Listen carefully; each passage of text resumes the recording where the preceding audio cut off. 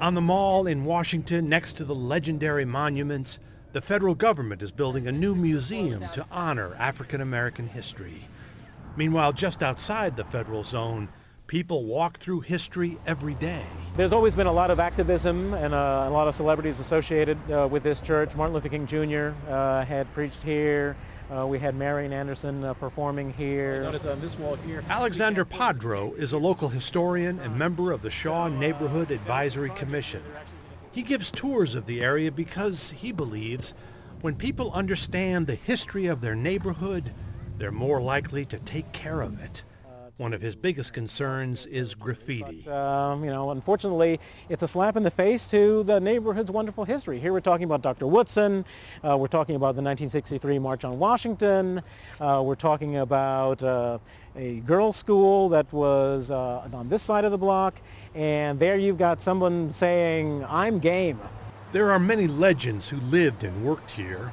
Carter G. Woodson is the father of black history. His home and offices were here. Duke Ellington, Smokey Robinson, and Diana Ross all performed at the Howard Theater.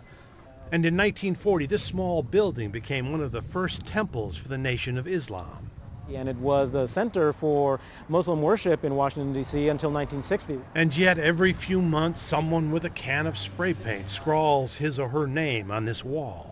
There's usually a great big tag. You can tell on this side of the building how many times these tags have been painted over. You see the red, you see the brown. When vandals paint Washington, D.C., they are literally painting over history.